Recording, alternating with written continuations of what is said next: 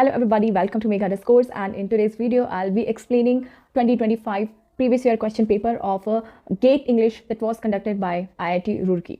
Right, so in this video we have already covered 2021, 2022, 2023 and 2024, and this is our 2025. So if you are preparing for upcoming GATE examination, then please go and watch the playlist of PYQ series, right? And we also have made a 10-day strategy video. In that I have updated you, I have given you the most important topics of these sections, and also we would be uploading marathons from 1 February onwards. Let us start our video. Let me mention very quickly to you that there was a video of 24 previous year question paper before this video, and in that video we discussed two questions, right? And there is a correction in that question, because as you know that we are covering 40 questions and they have 4 options. In times human error can occur. So while I was telling you about the Rabindranath Tagore, I told you about the Bard of Avon, right? So when it comes to Avon, it is our William Shakespeare. Please remember this point.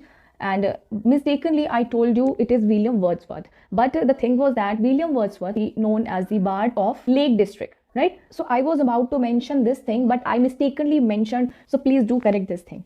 Secondly, there was this question number 43 in which we were talking about Bankim Chandra Chatterjee, and I was about to mention Bankim Chandra Chatterjee has written the national song of our India, which was Vande Mataram, right? And I mistakenly told you that he has written the national anthem of India in Bangladesh, which was actually written by Tagore. It was a kind of a confusion between these questions. However, the good thing is that I have already, edited that part of the video within 24 hours after the uploading. Okay, so now if you're watching that video, then that is purely accurate. So you can go and watch without any tension. Let us just start our 25 discussion. So question number 27 to question number 44 will be having 1 marks each. So let us just start. Which historical event is mentioned in John Osborne's Look Back in Anger? Now this is a play which was written by John Osborne, okay, and a historical event, right? So here the answer would be B, that is British imperialism in India, right? So well, when we talk about this work, now this work is a kind of play that comes into the literary movement of angry young men, or we can say it comes also in the movement of kitchen sink drama.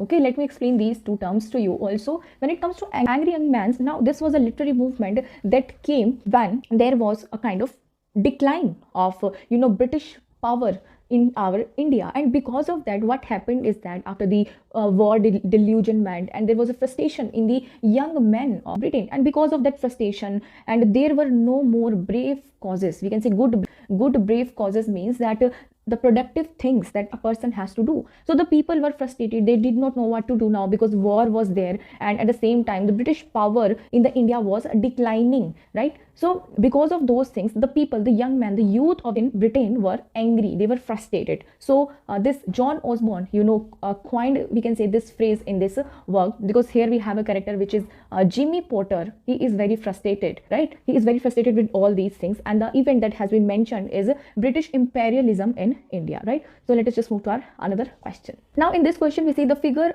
poem makes. It begins in delight and ends in wisdom. Now these lines were written by, so here the answer would be Robert Frost, right? Now Robert Frost has written these lines in the preface of his essays. Okay, he talks about the the journey of writing a poetry, right? That a poem makes, that whenever we write a poem, in that creation process, in that creative process, it always begins in delight, because whenever we try to write a poetry, we begin to write a poetry, we are always happy, we are always curious, we feel a kind of delight and fascination in our heart. But as we move forward, it ends in wisdom, because wisdom means that we always get to learn something, we always realize something whenever we finish a poetry. Okay, so here Robert Frost has written this line. When it comes to Robert Frost, we should know that Robert Frost is an American poet who is very well known for his poetries like The Road Not Taken. Please remember a few names like these. Okay, The Road Not Taken. He has also written a poem which was Stopping by Woods on a Snowy Evening, and in that we have a famous quotation that was miles to go before I sleep, miles to go before I sleep, right? Very famous line. Okay, and when it comes to these three poets, now well, they all are American poets, right? So when it comes to Henry James' poetries are always compared to an impressionistic painting. We should know what is impressionistic painting. Is a kind of painting in which the characters, the sceneries, the colors are shown in such a way that they represent the state of our mind. So similarly, in the works of Henry James, like we have the Portrait of a Lady, very important work. At least remember this work of James, that is the Portrait of a lady, right? So when it comes to impressionistic works, now impressionistic works means that he shows the state of mind of characters, like what they are thinking in their mind. There is a conflict, there is an ambiguity, right? So that is this. Now Henry James has also, read a great length about Nathaniel Hawthorne, right? And Nathaniel Hawthorne is known for his most famous work, that is the Scarlet Letter, in which we have a letter that is A, which stands for adultery, right? So we have already discussed most of these writers and concepts and works in our previous lectures, previous year question papers. So let us see. Now we have this Sylvia Plath, who is very famous for the Bell Jar, her poetry, the Bell Jar. We have the Colossus, then we have Daddy, right? We have Lady Lazarus, very important poems. So remember a few names. And when it comes to Sylvia Plath, we should know that she is a confessional poet. Who is a confessional poet? A confessional poet is somebody who confesses something of his or her life in the works, like we have Kamala Das in Indian literature. Okay, so this was all about this question. Let us just move. Now the medieval fabulum is A. So here the answer would be A, right? That is a short comic or satiric tale of verse. Now what happens in a medieval fabulum? Now in the medieval ages, what happens is that people used to like different genres of poems. For instance, we see how in the Canterbury Tales Chaucer was writing different kinds of tales, like there used to be fabulum, there used to be romances, there used to be beast fable. Still people are writing these genres. I would upload the video of different tales by tomorrow, right? So if you are interested, then you can also watch that. When it comes to fabulum, it is a short, very short kind of poem, and or it is a kind of verse or tale or a poem in which we make satire, right?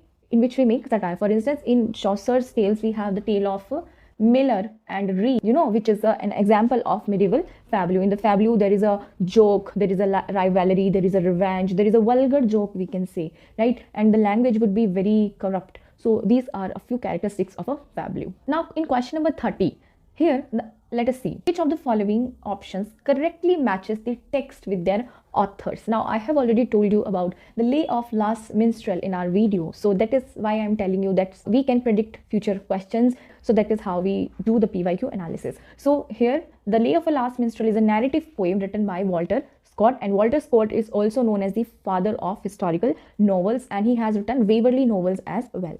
Then we have Aeolian Harp. Now this is a conversational poem which is written by S.T. Coleridge, who is a romantic poet, and Coleridge has written lyrical ballads along with our William Wordsworth, right? And S.T. Coleridge has given the idea of a primary imagination, secondary imagination, and also fancy.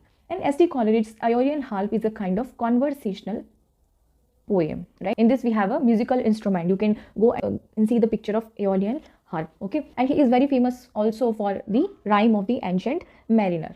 We have another option, that is the Ode to Psyche. Now this is written by John Keats. He is also a romantic poet and he is famous for odes, right? So Ode to Psyche, we have Ode to Grecian Urn, we have Ode to Nightingale, Ode to Autumn, right? So please remember these things. And he has also given the idea of negative capability. Then we have the Pains of Opium. Now I already told you about the opium work of Thomas De Quincey. Now he has written a work of an opium eater, in which he talks that how that opium, the drug, has affected the life of Thomas De Quincey. And in that work there is a section which is the Pains of Opium, right? So that this section is a kind of poem in which he talks about this, right? So please match all these things, right? So let us just move to our another question.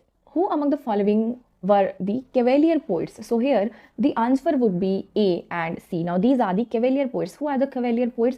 Cavalier poets were the poets who were there in the age of Caroline, right? And in this, these Cavalier poets used to follow the theme of carpe diem. We should know this thing. What is carpe diem? Means seize the day. That means we have to be happy. We should live in the present. We should not think about the future that much, right? We should enjoy our present. So that is, carpe diem theme, that we have to live in the present. Now these used to include this theme in their poetry. Now their poetries were based on this theme, right? When it comes to Herrick, he used to write to the virgins, right, to make most of time. Then we have Richard Lovelace, who has written very famous poem which was To Althea from Prison. In this we have a very famous line, that is, stone walls do not a prison make, nor iron walls a cage. Now very important line. This is written by Richard Lovelace. And then when it comes to George Herbert, he is very famous for writing. Now these are the metaphysical poets, you should know. ये दोनों metaphysical है. George Herbert used to write pattern poems. What are pattern poems? Are the poems which are written in a pattern. For instance, if he is writing a poem on the wings, right? So his poem would be written like this, in the style of a wing, right? So these are the pattern poems. He has written The Collar, The Altar, Eastern Wings, okay? And when we talk of Andrew Marvell, now he has written very important poem, that is To His Coy Mistress. To His Coy Mistress. So these two were associated with the metaphysical school of poetry, which was the school of John Donne. Let us move to another question. Which of the following lines have been excerpted from W.B. Yeats' writings, right? So when it comes to the poems of W.B. Yeats, I already told you that you have to go through the text of most important poems of W.B. Yeats. So here we have, consume my heart away, sick with desire, and fastened to a dying animal, it knows not what it is. So these are the lines that are taken from, Sailing to Byzantium, right? In this, he writes this line that there is an old man and who wants the god, consume my heart away, that take my heart, take all my pains, because they are sick with the desires, because now I am a human, I have so many needs, I have to survive, so I want you to take all these pains, all my desires and wants, fasten to a dying animal, because it is like a dying animal, because now I am old, it's like I am about to die, like a dying animal, knows not what it is, and now I do not know what I have to do, right? So sailing to Byzantium, because in the Byzantium, it was a kind of apocalyptic poetry, that there is a war ongoing and the world is about to end, so God, you have to save me. Then we have what we call the beginning is often the end, and to make an end is to make the beginning. Now these are the lines from Little Gidding, right? Little Gidding, now this is a poem written by Eliot, who has also written The Wasteland, right? In this Little Gidding, he talks of this. Then there is another which is mere anarchy is loosened upon the word, that the word is full of anarchy, that means chaos. There is a chaos all around, there is no order, there is no decorum. The blood-dimmed tide is loosened. The blood-dimmed tide, that means the sea is full of blood. It seems that the sea is made up of blood. Now that is loosened. That means there is water that is spreading, right? That is crossing the shores. Everywhere the ceremony of innocence is drawn. There is no innocence now. Now these are the lines taken from the Second Coming. Now this is also written by W.B. Yeats. This is also by Yeats, right? So here the answer would be A and C. And when it comes to the fourth option, lay your sleeping head, my love, human on my faithless arm, time and favors burn away, individual beauty from thoughtful children, and the grave proves the child ephemeral, that things will die away no matter what they are. There is nothing that is permanent in this world. So these are taken from the Lullaby written by W.H. Auden, right? So please remember these things. So ये हमारे क्या चल रही है, हमारे ना MCQs चल रहे हैं. Who of the following were suffragettes? Now who are suffragettes? Suffragettes is a kind of group, right? So these were the group of women, right, who were, asking for voting rights for women in America. Okay, so these were suffragettes. And who of the following were their members? So when it comes to Emmeline Pankhurst, now she was the founder of Women's Social and Political Union. She was the founder of this group, and this group were, asking for these rights. And with her we have the other members like Mary Wollstonecraft, who has also written The Vindication of the Rights of the Women, which was one of the first work that was written in the feminism area, right? Then we have Emily Davis, she was also a suffragette, right? So these three were the suffragettes, so this would be the answer. And Florence Nightingale had a contribution in the hygienic conditions that were prevalent in India during the British rule, right? So let us just move to another question. Which of the following narratives has and have an intrusive narrator? Now who is an intrusive narrator? Intrusive narrator is somebody who makes comment, or we can say a commentary on the characters, events, right, on the narrative, on the plot or story. So he makes a comment on these things. Okay, he would come, for instance, just imagine this is a story, this is a narrative, right? He would come outside from this text, from this narrative, and he would make a commentary on all these things that are going on. He can say, dear readers. He will directly address the reader. He can, right? He is an intrusive narrator. Intrusive, that means somebody who intrudes, right? Who comes. So here, Tom Jones, A Foundling, right? Tom Jones, the full name of this novel, Tom Jones, A Foundling, which is written by Henry Fielding, one of the pillars of our English novels. So this would be the answer, and the other answer would be War and Peace, which is a Russian work that is written by Leo Tolstoy, right? So these A and C would be the answer. And then when it comes to other works, that is The Killer and A Clean Well Lighted Place, so these two are the short stories of Ernest Hemingway, who has also written a work The Sun Also Rises, right? And he is known for his iceberg theory. What is an iceberg? Iceberg theory is writing a few words but having a deep meaning, like an iceberg, right? Just imagine this is a, let me show you. Well, I like this concept very much. That is why I'm telling you. So for instance, this is the sea, this is an ocean, and here we are having an iceberg in this water, right? So what will happen? This top, what we are calling a text. So a writer will write only a few words that we can see, right? Like this iceberg, the top of this iceberg. But deep down, we have so many deep meanings, hidden meanings, right? Because a writer always writes a few things but have a deep meaning, right? So that is the iceberg theory, Ernest Hemingway. Let us just move. And he has also written a farewell to arms. Which among the following is or are synonyms with Vibhav, the determinant in the writer's story that was given by Bharat Muni in Natya Shastra? So here the answer would be A, B and C. Let us just understand this question.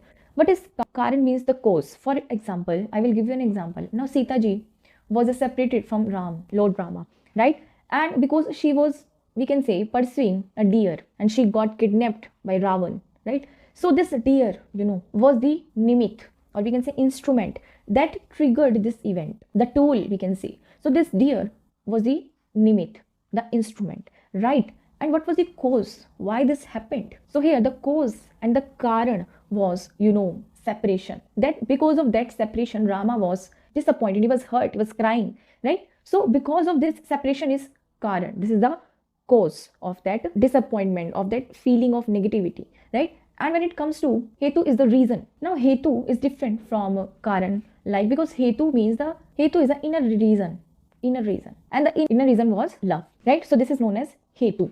So all these things, karan, nimit, hetu, these are all the determinants, vibhav, in the ras theory, because these will all determine the ultimate ras, or we can say, and here the ras is of karuna, or we can say pathos. We have a pathetic feeling towards our Lord Rama that he had to face such pain, right? So these ABC would be the answer, and this parinam is the outcome. But outcome is never a determinant.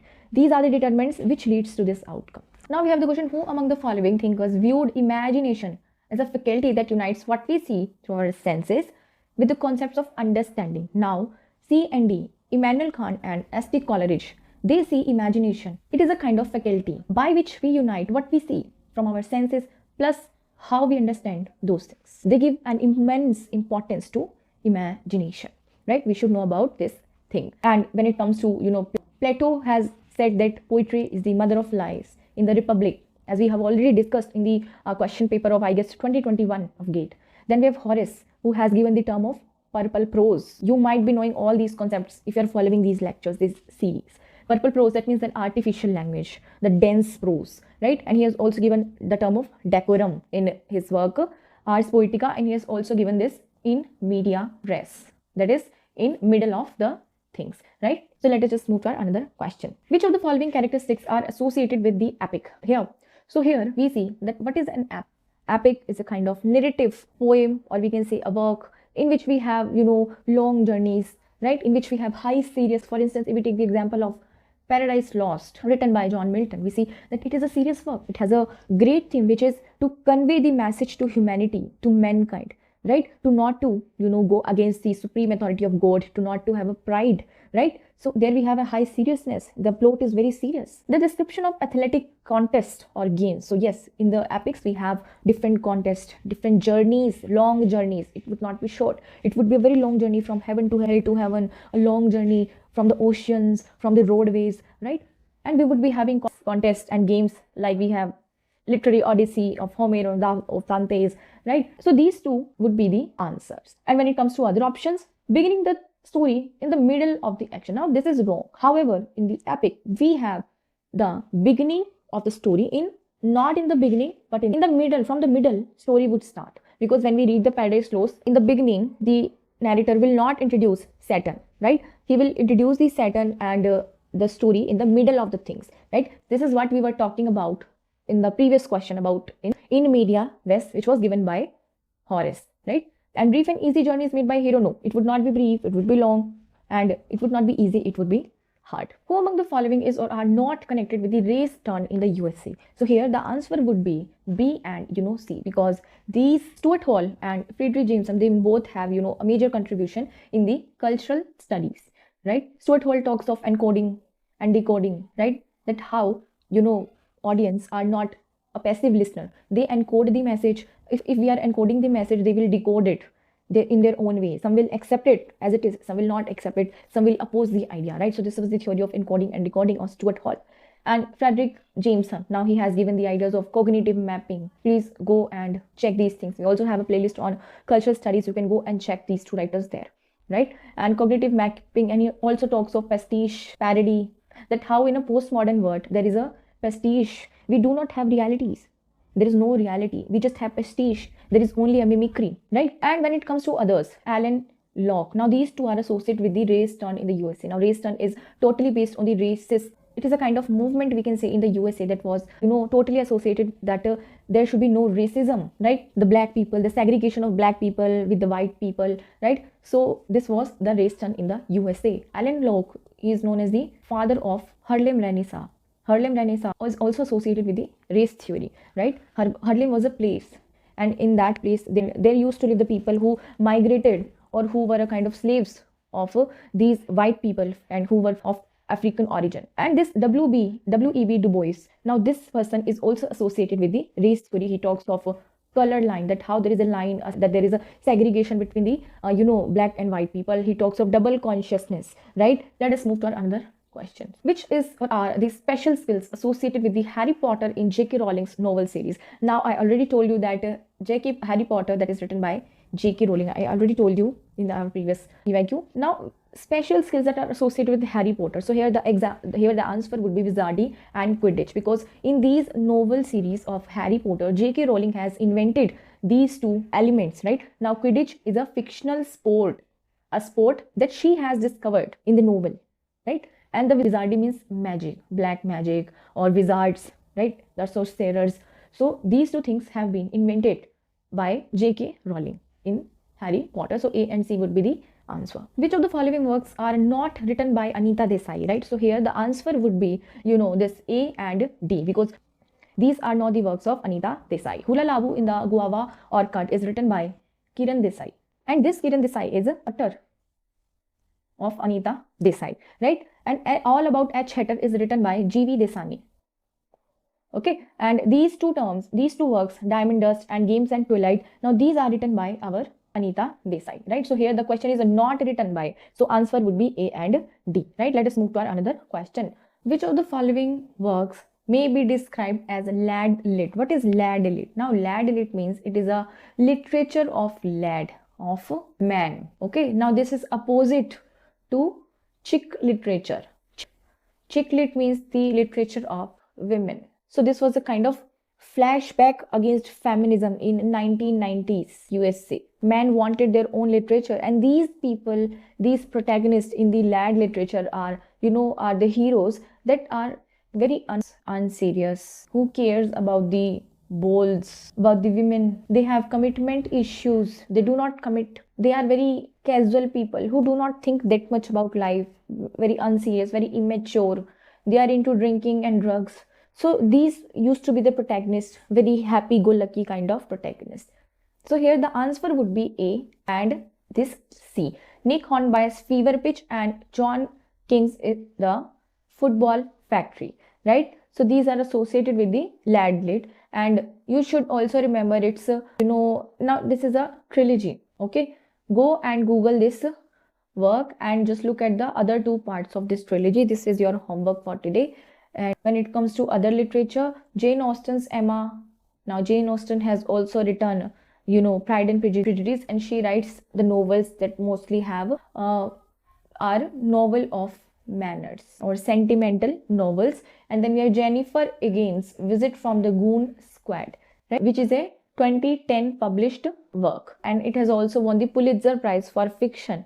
Okay, who among these colonial administrators are Orientalists? Who are Orientalists? Are the people who are associated with the Oriental, or we can say Eastern countries, Asian countries. They study the Asian countries' culture, people, their lifestyle, their history, right? So they study those people. So in the colonial times, we used to have some Orientalists who used to help the Britishers, the administrators, to understand the Asian countries like India, like Africa, right? So here we have the answer, which is Nathaniel Bracy Halid, William Jones, and John Gilchrist. Now these three were Orientalist. However, the Charles Grant was a kind of politician, or we can say he had a major contribution in the education of India, because he is also known as the father of modern education in India. So you should know this fact. And when it comes to the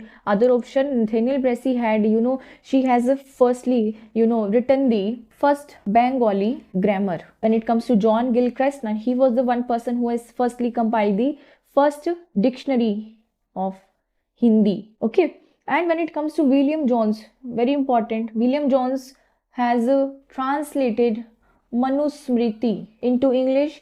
He has also translated, Shakuntala, a play written by Kalidas, Shakuntala in English. Very important things.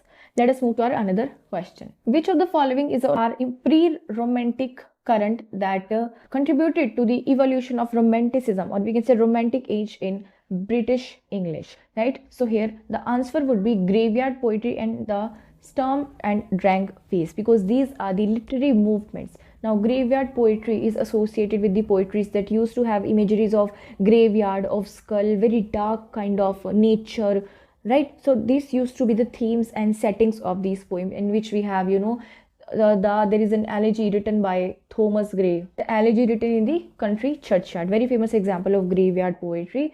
Then we have Storm and Drang phase. Now this is a 70s, 60s to 80s movement in Germany. They used to advocate for the free expression, right? And which led to the romantic age, because in the romantics also we have free expression. In the graveyard poetry we deal with the nature also, right? So this led to the pre-romantic. These are the pre-romantic currents.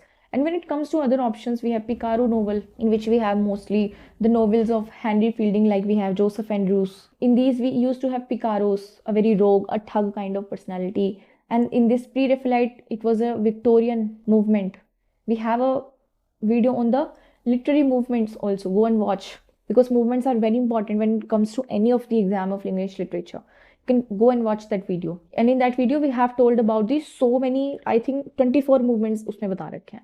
Victorian movement, pre-Raphaelite poetry होगी, and people like D.G. Rossetti हो गया, Christina Rossetti हो गया, which are associated, William Morris हो गया, which are associated with this pre-Raphaelite poetry, right? Because they wanted to go back to the pre-Raphaelite era, in which there used to be painters like Raphael. They used to, present medieval sceneries, imageries, medieval themes in their paintings, right? So they wanted the people to just go back to that kind of era in the medieval ages. Let us move to another question. Which of these works are not written by Dryden? So here the answer would be, now Astra Redux, which is a poem that was written on the occasion when Charles II came to the throne back in 1660s, in the Restoration period, right? Then we have Aurangzeb. Now this is also a play of Dryden.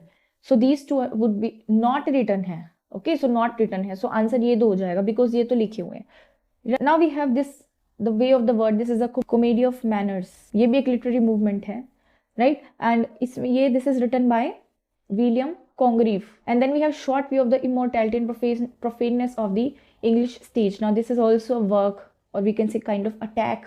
एक essay है, एक attack है on restoration stage के ऊपर, that immortality और जो profaneness जो थी, the vulgarity थी of the restoration stage, because in the restoration comedies things were really vulgar. Themes थी वहाँ पे, love relation है, these we had wits, we have flops. So because of that thing, Jeremy Collier attacked the restoration stage in this work. Now here, match the following estimates of Shakespeare with their authors. So we must have admitted that Shakespeare possessed the chief, if not all, the requisites of a poet, namely, Shakespeare have deep feelings, exquisite sense of beauty, both exhibited to the eye in the combination of form and to the ear in sweet and appropriate melody. These lines, or we can say the estimates, are given by, our S.T. Coleridge in his lectures on Shakespeare, right? And then we have, it may, because here he is appreciating the sense of beauty and the deep feeling, the emotion that Shakespeare has in his works. It may seem a paradox, but I cannot help being of opinion that the plays of Shakespeare are less calculated for performance on stage than those of almost any other dramatist whatever. So here, Charles Lamb, He is saying that the plays of Shakespeare are not meant for the stage. You have to read those plays because these are very beautiful. They have philosophy, they have hidden meanings. If you look at the drama, you will just look at the drama, you will watch the drama and you will forget everything. But if you read a play, if you read the text, then you will realize the genius of this Shakespeare. Right? Now, he has written this on the tragedies of Shakespeare. Right? Now, he was the man who, of all modern and perhaps ancient, had the largest and most comprehensive soul. Comprehensive, that means, that he know the nature of human, the universal themes he is having in his works. Now, this is given by John Dryden in his The Essay on Dramatic Poesy. The Essay on Dramatic Poetry or Poesy, right? Then we have others abide our question, though art free, we ask and ask, those smile and art still out topping knowledge. So this is written by Matthew Arnold in the sonnet on Shakespeare. For Shakespeare, he has written these lines, that Shakespeare is one such person who is, out topping knowledge, that he surpass every knowledge. He is the supreme, right? Let us move to another question. Here the question is, which prestigious literary prize has historical ties to a colonial business enterprise subsequently, which was associated with engineering, shipping, and rum marketing? So here the answer would be the Man Booker Prize, because this Man Booker Prize was, had a historical ties with the colonial business enterprise, right? And those were associated with these things. So this would be the answer. And when it comes to other options, Commonwealth Prize is having, 56 states, Commonwealth, right?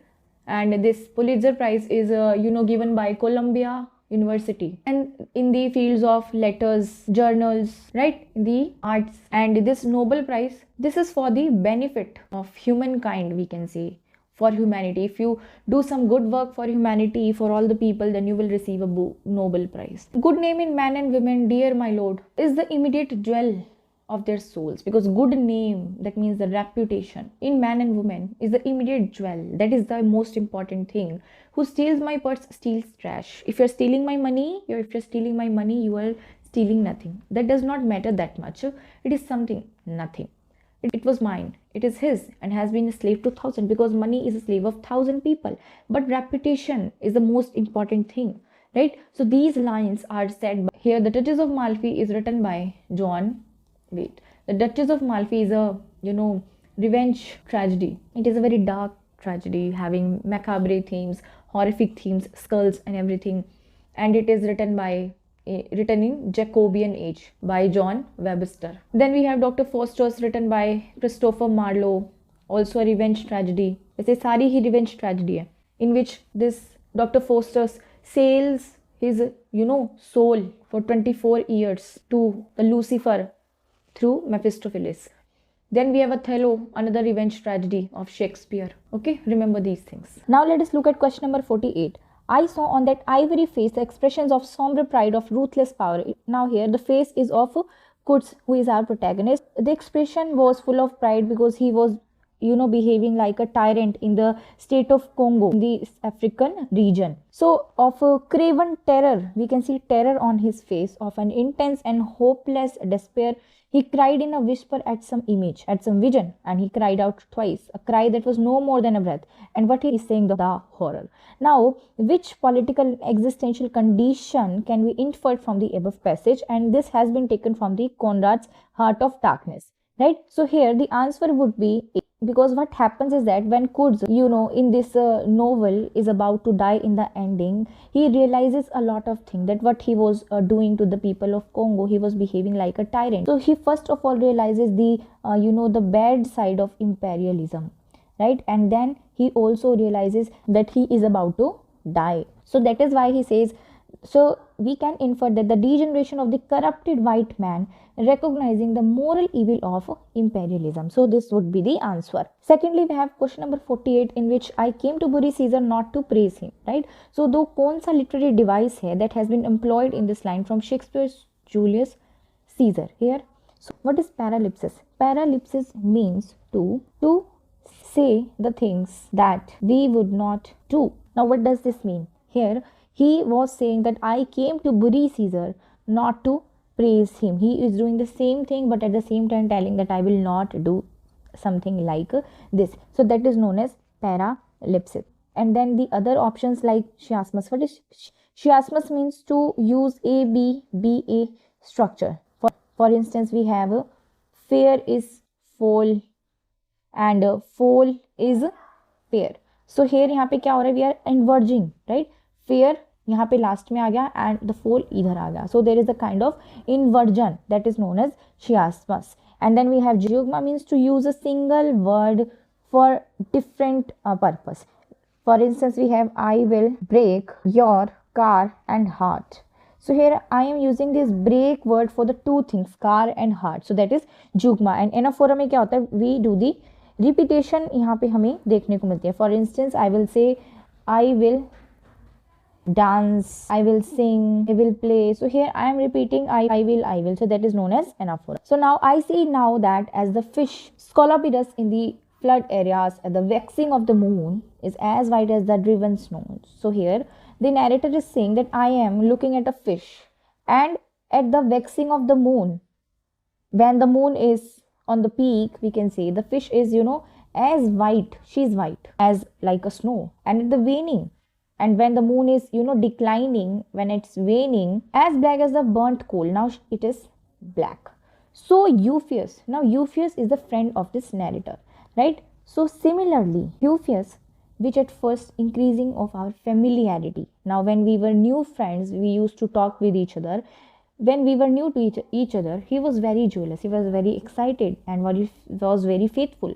But now the last caste becomes most faithless. But now he is first he was jealous, but now he is faithless, right? There is a kind of euphuism that has been used here. Euphuism means to say the things very, we can say softly, or we can say indirectly, right? Indirectly he is making a comparison between the Euphues and the fish, and by using very complex language, this is known as Euphues. And this concept has been given by John Lilly, right? And what is ekphrasis means? It is a kind of description of an artwork, that is ekphrasis, right? For instance, we have the Ode on a Grecian Urn that is written by John Keats, right? And this ode in which we are having an urn, right? So it is a kind of description of that urn, right? So that is known as an ekphrasis. Now we are having MSQs. Okay, so we have to select multiple options. So which among the following was accused of portraying obscenity? So here the answer would be B, C and D.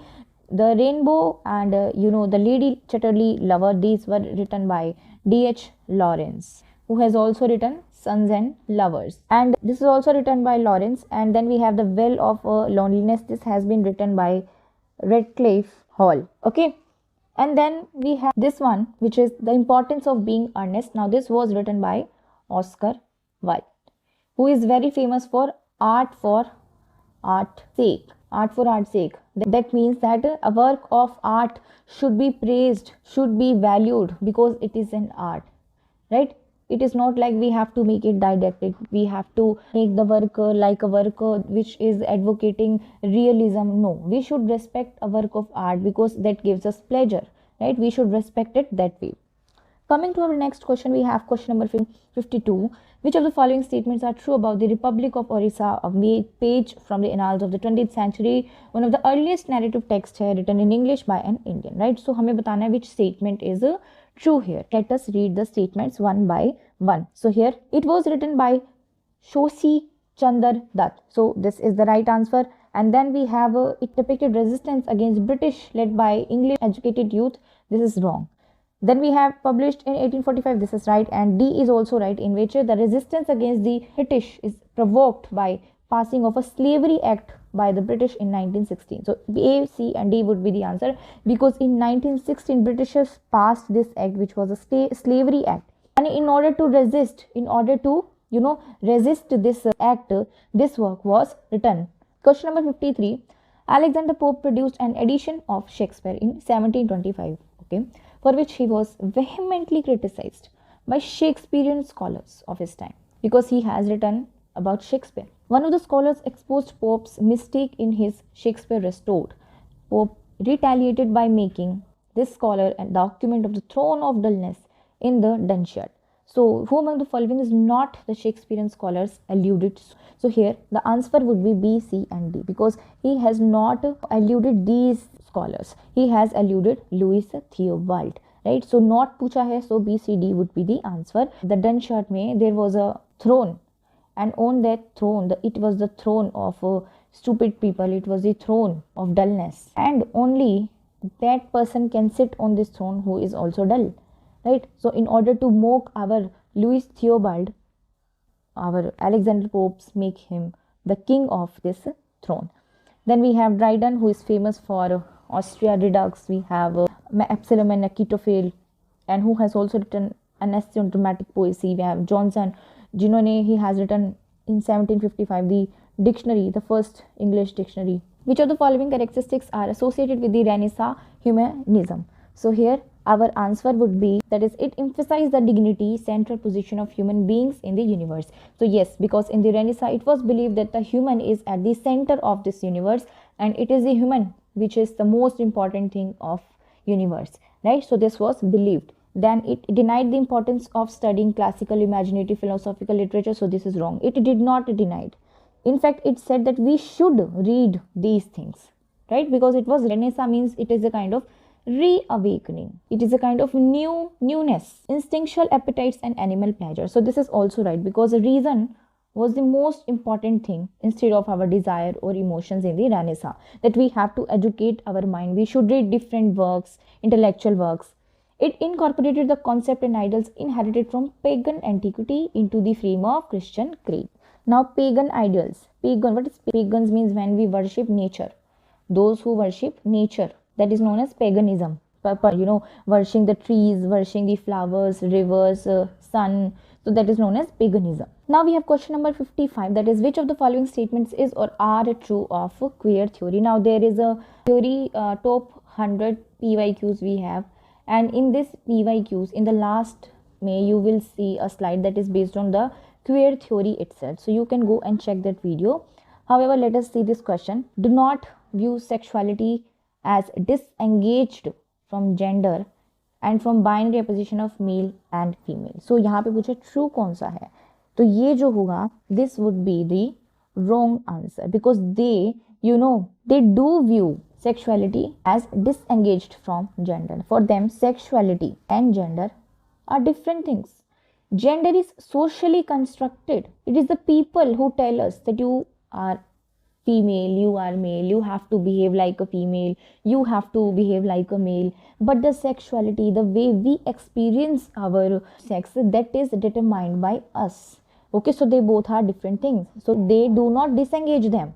Okay, queer theories rely on postmodern concepts as gender ambivalence, ambiguity, multiplicity of identities. So yes, this is right. Okay, then we have queer theories have sought to create a public that includes self-identified gay, lesbian, bisexuals and transgender. So this is also right. Queer theory use the word queer for its shock value as well as for its sense of playfulness and its wrenching sense of recontextualization. Now what does this mean? Because queer word used to be a slur, or we can say it was a very derogatory term for the people, because in those times the people who are gays, lesbian or bisexual people, they used to be looked at very strangely, that how come these people exist, right? So this was a kind of slur for them, that they are very strange people, they are very queer people, right? But with the time, what happened?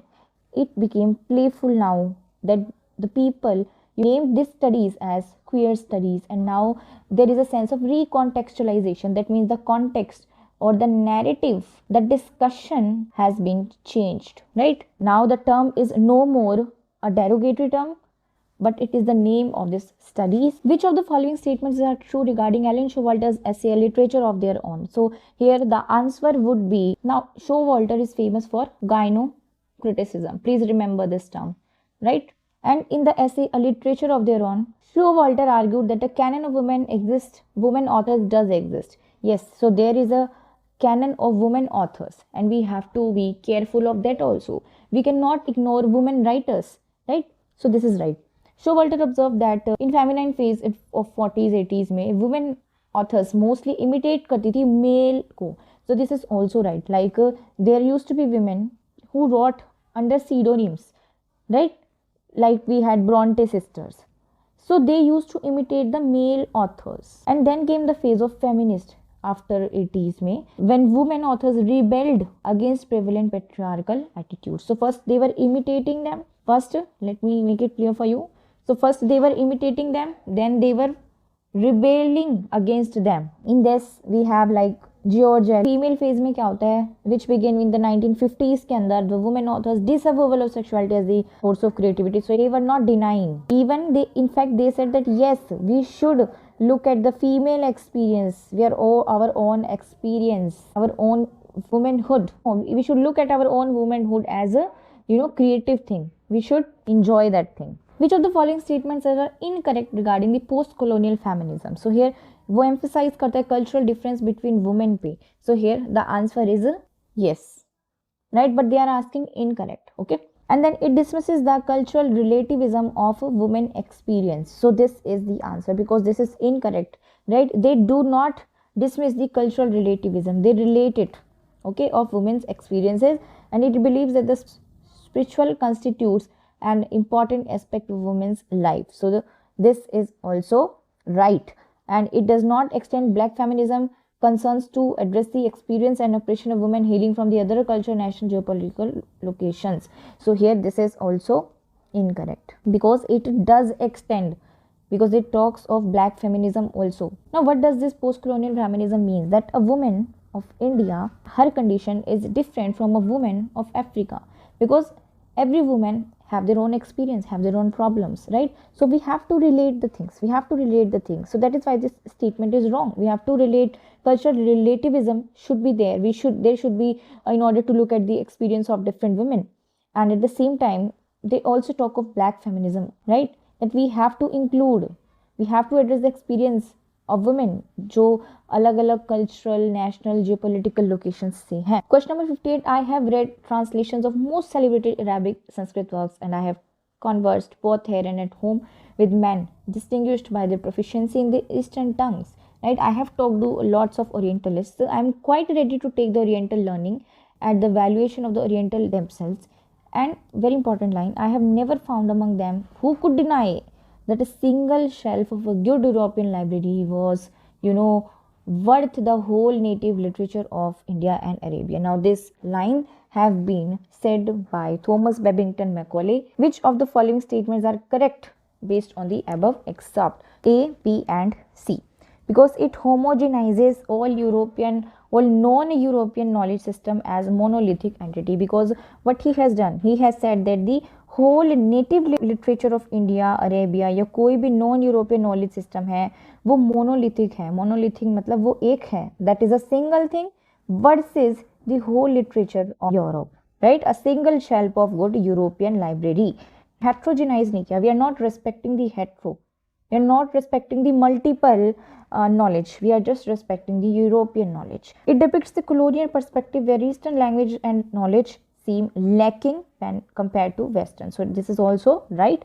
And it constructs a binary. एक तरह से East or West, East versus West, एक binary opposition बन गया, right? So these three are the right statements. Now we have question number 59. Now you have to read this passage. This is a George Orwell's essay, Shooting an Elephant. And the main idea of this essay is that here there is an autobiographical element, because George always used to work as a police in Burma, Myanmar, and there he was in a village. He was posted in a village, and one day what happens is that there is an elephant, right? And that elephant comes to that village and destroys the village. He kinds of attacks the people, and so this our George always was ordered to kill that, to shoot that elephant, right? And people, the villagers, were waiting for him to shoot the animal. But later on he realizes that after shooting this elephant, he realizes that what am I doing?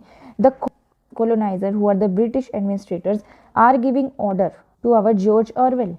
He is also colonizer, right? So even colonized is colonized by another colonized, we can say, right? So they have to follow the order. So it is a kind of existential exhaustion hai and self reflexive shame bhi hai. I resemble everyone but myself and sometimes see in shop windows, despite the well known laws of optics, the portrait of a stranger, date unknown, often signed by in a corner by my father. Now this, what does this mean? So which state of being पूछा यहाँ पे, कैसे state of being have been illustrated in the above lines from A.K. Ramanujan's self-portrait? So here the answer would be B. Existential alienation है, anxiety of self caused by structures of kinship. So let me make you explain. So let me make you understand this.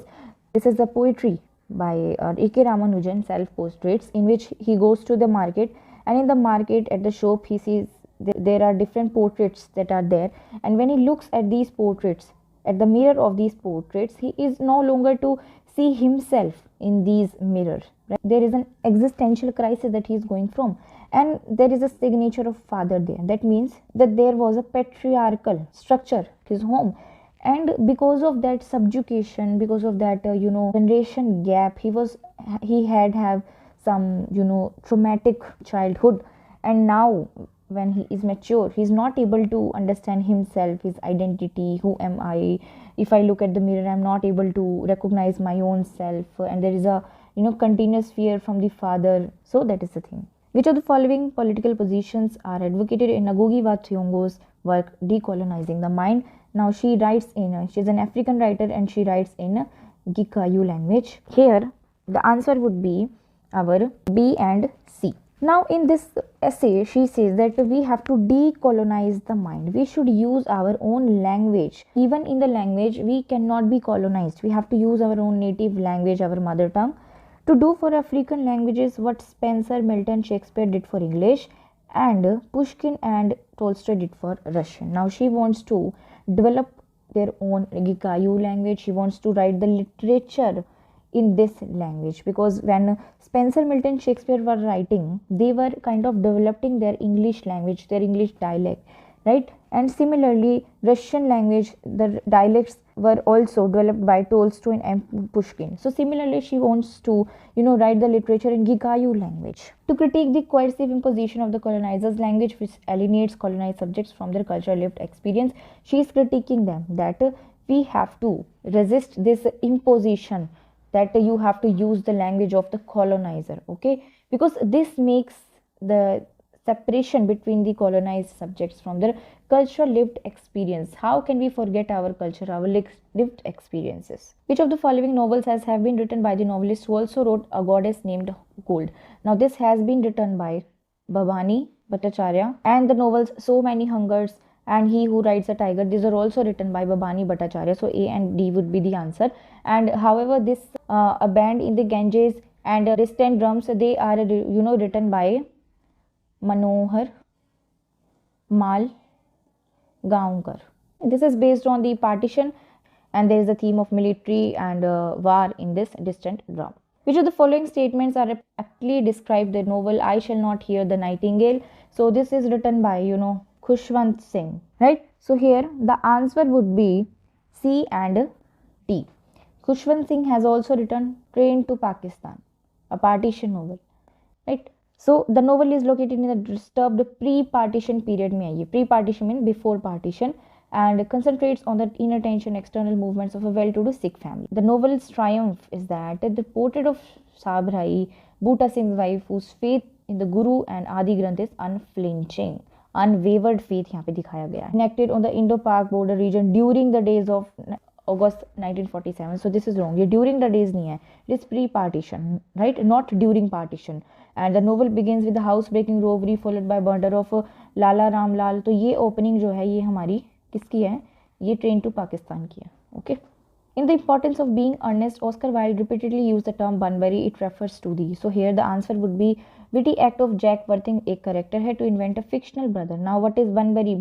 Bunburying means to create a second self. I have already told you about this second self, or we can say alter ego. Please tell me in the comment section who was the second self of James Joyce. This you have to do. This is your homework. You have to tell me in the comment section, right? So Jack Worthing invent करता है एक fictional brother को, who was Bunbury, right? So Bunbury क्या होता है? Witty act of Jack Worthing to invent a fictional character and Secondly, a clear strategy of coding transgressive sexual desires, right? Because Oscar Wilde was also, accused of being homosexual.